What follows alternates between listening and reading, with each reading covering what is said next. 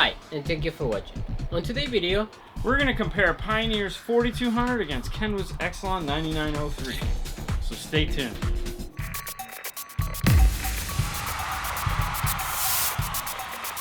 So the head-to-head battle in car audio is here. We have Pioneer's NEX 4200 and we have Kenwood's Exclon 9903. The Exclon's 9903 was brought out just to compete against this guy. It's a cool radio, and what we thought we'd do is we compare the two. That way, if you guys want to know the difference, instead of asking us, you can watch this cool video. Yeah. That'll make your life easier. There's a ton of differences and an equally ton of similarities. Yes, sir. Like Apple CarPlay and Android Auto. Yeah. Two of the biggest features on the market right now. These radios, this is what these radios were made for, was those two features. They'll also play DVDs and CDs. Yeah. They have HD radio. HD radio, yeah. They have dual USBs. They have 50 watts by 4. They have 6-channel preamp output. They have 6-channel crossover, front rear sub times 2. They have front and rear camera capabilities.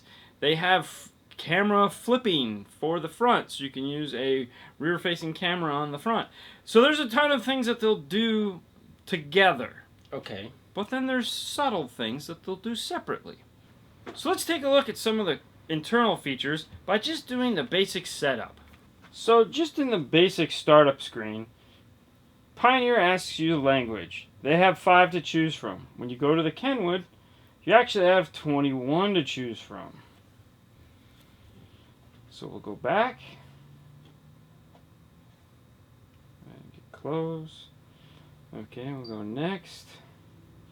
Clock, color, camera, demo. Kenwood likes to put that all on the same page. We'll go ahead and turn this off and we'll select finish. And then we'll go here and we'll select. Okay, now this is one of the major differences right here. Pioneer display screen, OK screen, the warning is going to go away after 7 seconds. The Kenwood's going to stay forever. There's no way to make this go away. It's always going to be up until you hit close. Now, let's talk about the radios themselves. This guy uses a new capacitive touch 6.9-inch, 9.5-inch touchscreen. This has a 7-inch clear resistive screen. So this is the same type of screen that comes on your cell phone. This is not. But this is a detachable face. So if you hit this button here, you can remove this.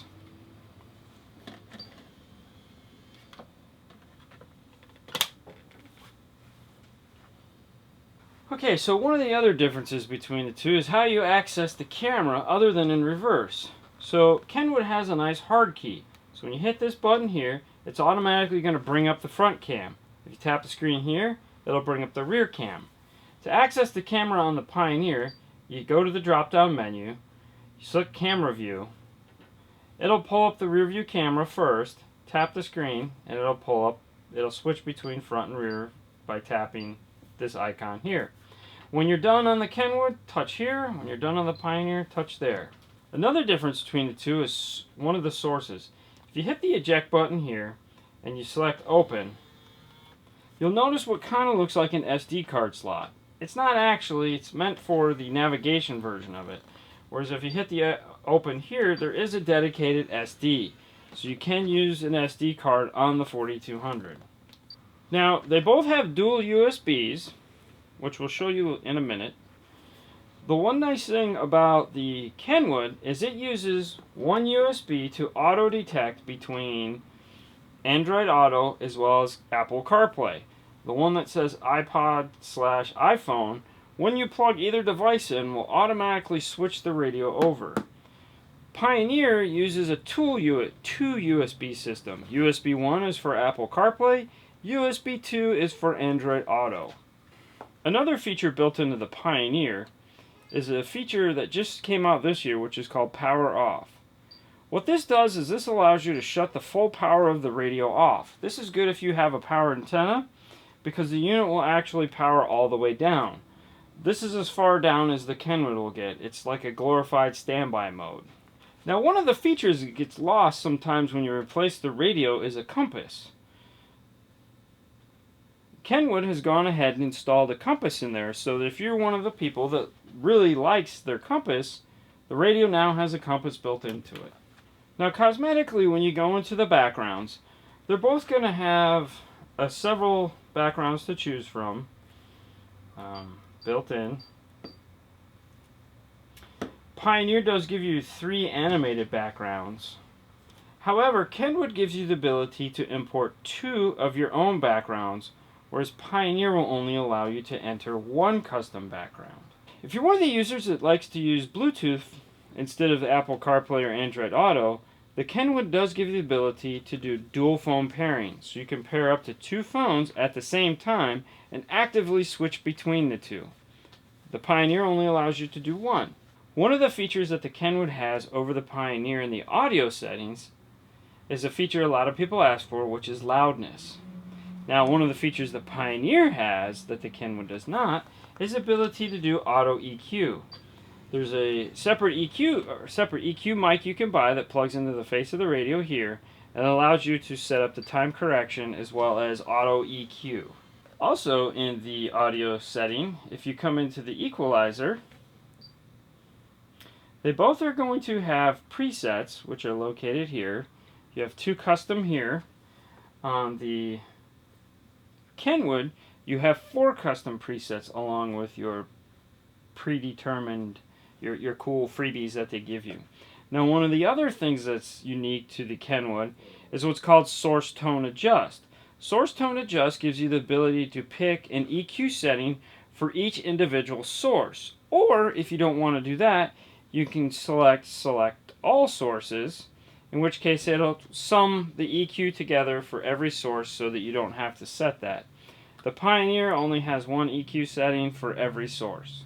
Both units have dual zone rear video output control so that you can put a DVD in the unit and it will pass the video signal out to an overhead or a set of headrests. They go about it a little bit differently. For the Pioneer, you simply tap here, select rear source, and if there's a DVD in, it'll go ahead and play it. On the Kenwood, it's here. Now what they allow you to do here is when you select dual zone, it gives you the ability to actually play sound out of the rear speakers and actively turn those up and down. You can select what source is going to be playing up front and what source is going to be playing in the rear. So if your kids want to listen to the DVD in the back and not use headphones, if you want, you can play the sound of the DVD out of the back and the sound of the radio in the front. So now let's take a look at the back of the radios and look at some of the subtle differences here. Now they're both going to have 50 watts by 4. They both have 6-channel preamp output, which is here.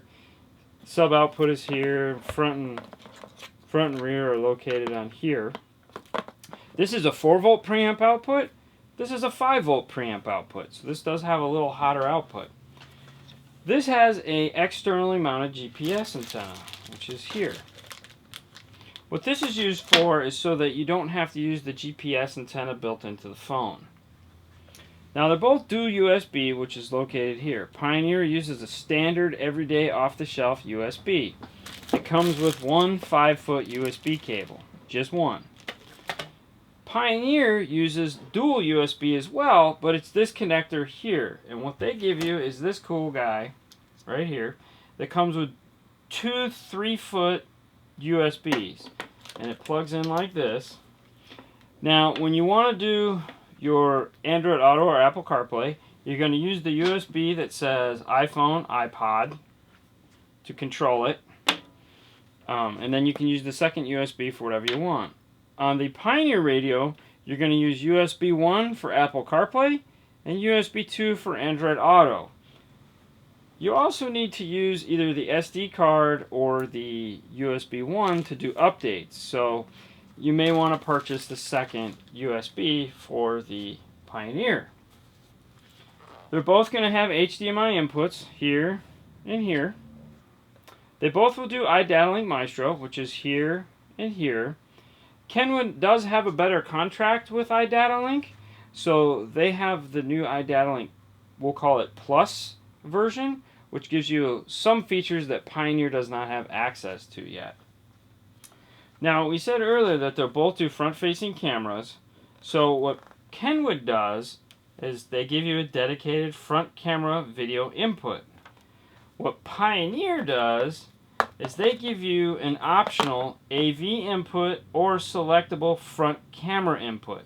So if you want to run a secondary video source into the unit and not do a front-facing camera, you can use this for either one. Now the Kenwood's FM antenna is on a little pigtail here, sticks out about 3 inches, whereas the Pioneer antenna is flush mounted into the back. It's recessed about 3/4 of an inch. Now the video output on both is located here for the Pioneer. The video output is located here on the Kenwood. The audio out is located here and here. So for both of them, you will need an 1/8 inch to RCA adapter. One other thing that may or may not be a deal breaker for you is the Pioneer does come with a remote control. That's important. Nice. I know, nice. They both are capable of doing steering wheel controls, and they both give you the ability to do a push-to-talk feature if you need it. You do have to buy a separate module in order to do steering wheel controls, like the iDialink Metro or the PAC SWIRC CP2, CP5. Or the Metro one. Continue. Whatever works. Now, we understand that there might not be things that we mentioned that you might be like, oh, you didn't talk about this, you didn't talk about that. What we try to do is concentrate on big key feature differences between the two. The main big difference between the two is the menu structure. Kenwood and Pioneer have two totally different menu structures, and really at the end of the day it's one of those things that is really hard and does not show well on video, and you really need to get into a store and push buttons and see how things work and see what makes sense for you. It's kind of like if you're an Apple guy or an Android guy or a Windows guy and an iOS or an Apple guy there again. Yeah. The two don't play well together. You really need to get in and push buttons for that side of things to see what makes sense for you. Yes, touchy-feely. If you do find features that we neglected to mention that you feel we should have, no problem. Leave them in the comments so that way when people read or watch this, they can go in the comments and see what you've added. That's cool. You know, we know we're not perfect. I mean, he feels he is, but that's okay. All right, go ahead. Alright, so thank you for watching. You guys can find us on Facebook, YouTube, and Instagram. And as usual, we really greatly appreciate if you subscribe. We like it when you watch our videos and comments. We love the questions. We answer as many of them as we can. You guys have a great night, and we'll see you later next time. Bye. Dude, this was tough.